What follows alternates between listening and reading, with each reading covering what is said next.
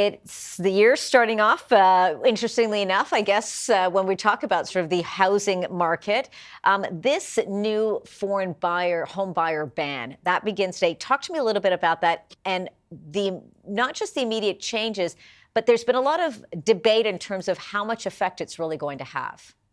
Well, I think we're going to actually find out now how much effect it will have, because the finger's been pointed for many years at non-resident buyers for one of the main reasons why prices across Canada have gone up. And I think if you asked any Canadian home buyer right now that's trying to purchase a property, hey, if we could eliminate some competition that isn't even a resident here, would you like us to? I think pretty much everybody would say yes, right? Most of the numbers recently has come up. We think maybe it's less than 5% of all the purchases across Canada, but we're now going to find out actually if it's going to make a big decrease in the market in terms of prices not going up as fast as they have.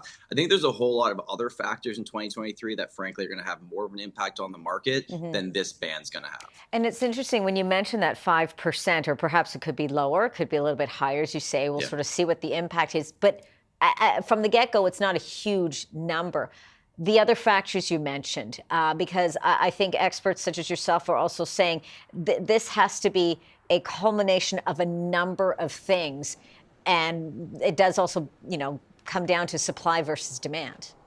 It's always going to come down to that, right? Yeah. So what they're basically doing with this is they're trying to take away a bit more of the demand side of the market. Now, the demand side of the market has already fallen off because we've seen sales down across, certain parts of Canada, anywhere from 30 to 40% in 2022 compared to 2021.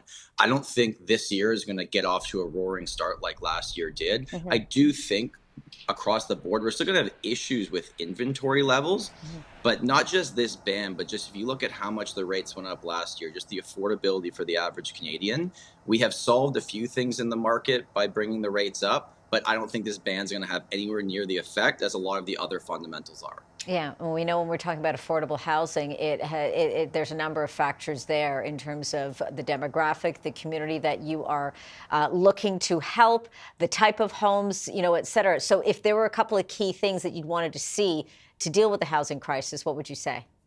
I mean, the biggest one is building supply. Yeah. Like that's always going to be a thing. I'm going to sound like a broken record on this, but that's the thing. What the government tends to do is they either bring in taxes or bans, but they don't build more homes. And that's what we need. And, one of the big things with this new non-resident ban that really stuck out to me is there's a ton of exemptions to it. And two of them that I thought were like, when I was reading, I was like, oh, that's actually surprising they did this. Recreational properties are exempt.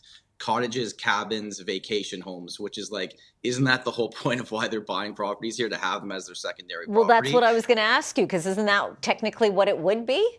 That's what I thought as well. Like, it doesn't really make sense to me. And then on top of that, also it's exempt if you're buying a property with more than 3 dwelling units. So multifamily, commercial real estate, like that's the big type of real estate people are maybe buying, looking at Canada as a good investment.